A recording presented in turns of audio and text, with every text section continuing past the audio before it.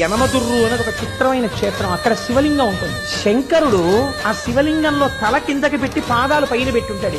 ఎక్కడైనా తల పైకుంటుంది, కాళ్ళు కిందకుంటాయి. యనమదుర్రులో ఉన్న శివలింగంలో శిరస్సు కిందకుంటుంది, పాదాలు పైకుంటాయి. మీరు అక్కడికి వెళ్లి వాళ్ళని అడిగితే నీరాజనం ఇస్తూ చూపిస్తారు శివలింగాన్ని. బాగా కింద శిరస్సు, పైన పాదాలు, నాభి, వేసుకున్న యజ్ఞోపవీతంతో సహా కనపడతాయి. యమధర్మరాజు గారు ప్రార్థన చేశాడు ఒకానొకప్పుడు, రాక్షస సంహారం చేయడానికి అమ్మా నువ్వు వచ్చి యనమదుర్రులో కూర్చుంటే నీ శక్తిని నాకు అనుగ్రహిస్తే నేను రాక్షస సంహారం చేస్తానని. అంటే అమ్మవారు శంకరుడు యోగనిష్టలో ఉండి ఆయన ఆ సమయమునందు శీర్షాసనం వేసి ఉన్నాడు. తల కిందకి పెట్టి కాళ్ళు పైకి పెట్టి కాళ్ళు పద్మాసనం వేసుకుని ఉన్నాడు. ఇలా పొడుగ్గా కూడా పెట్టలేదు. అలా కూర్చున్నటువంటి పరమశివుణ్ణి చప్పుడు చేయకండి, స్వామి యోగనిష్టలో ఉన్నాడు, నేను ఒక్కదాన్ని రావడం ఇప్పుడు ఉండదు, ఈయనతో కలిసి రావాలి అని సుబ్రహ్మణ్యుడు చంటి పిల్లవాడు ఏడుస్తున్నాడు.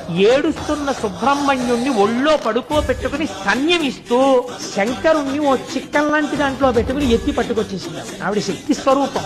ఎత్తి పట్టుకొచ్చి దేవాలయంలో పెట్టి కూర్చుంది. తానే ఒక పుష్కరిణి సృష్టించింది. అక్కడ ఆ ఎదురుగుండా ఉన్న కోనేటిలో ఉన్న నీటితోనే అన్నం వండుతారు స్వామికి మహానైవేద్యానికి. ఆ నీళ్లతో వండకుండా మీరు ఎంత గొప్ప అగ్నిహోత్రం మీద ఎంత గొప్ప మినరల్ వాటర్ తీసుకొచ్చి వండినా సరే రాత్రి వరకు వండినా బియ్యం ఉడకాలి. ఇప్పటికీ కూడా ఎదురుగుండా ఉన్న కోనేటిలో నీటితోనే అన్నం వండుతారు.